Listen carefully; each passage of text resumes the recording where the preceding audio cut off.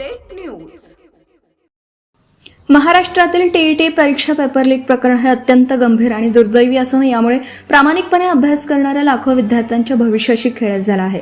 या प्रकरणाची उच्चस्तरीय निष्पक्ष चौकशी करून दोषींवर कठोर कारवाई करण्यात यावी अशी मागणी यवतमाळ जिल्हा युवक काँग्रेसचे अध्यक्ष तथा नगरसेवक प्रमोद भास्कर बगाडे यांनी जिल्हाधिकाऱ्यांकडे एका निवेदनाद्वारे केली आहे। या संदर्भात प्रमोद बगाडे यांनी जिल्हाधिकारी कार्यालयात जाऊन निवेदन सादर केलं। या निवेदनात त्यांनी शिक्षण व्यवस्थेवर तीव्र नाराजी व्यक्त केली। टीईटी सारख्या महत्त्वाच्या परीक्षेचा पेपर लीक होणं ही संपूर्ण शिक्षण व्यवस्थेसाठी लाजिरवाणी आणि चिंतेची बाब आहे। यामुळे प्रामाणिक विद्यार्थ्यांचं मोठं शैक्षणिक व आर्थिक नुकसान झालं असून त्यांच्या विश्वासाला तडा गेला आहे असं प्रमोद बगाडे यांनी म्हटलं।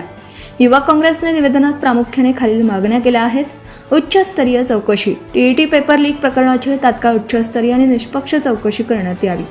या घोटाळ्यात सहभागी असलेल्या सर्व दोषींवर कडक कायदेशीर कारवाई व्हावी।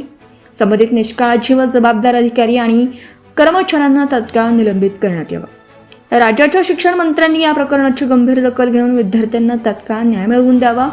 विद्यार्थ्यांच्या भविष्याशी खेळणाऱ्या गुन्हेगारांना पाठीशी न घालता प्रशासनाने या प्रकरणात तात्काळ कठोर पावले उचलावीत, अन्यथा युवक काँग्रेस स्टाईलने तीव्र आंदोलन छेडण्यात येईल असा इशाराही यावेळी देण्यात आला आहे।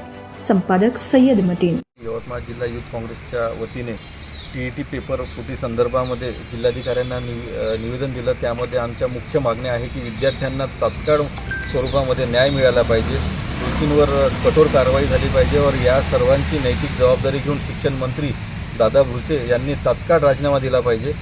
ज्या प्रकारे विद्यार्थ्यांचं नुकसान होत आहे हे न भरून निघणारं नुकसान आहे आणि यामुळे महाराष्ट्राचं भविष्यसुद्धा धोक्यात आलेलं आहे असं युथ काँग्रेसच्या आमच्या वतीने आम्ही त्या जिल्हाधिकाऱ्यांना निवेदन देण्यात आलेलं आहे। Subscribe now and press the bell icon. Never miss an update.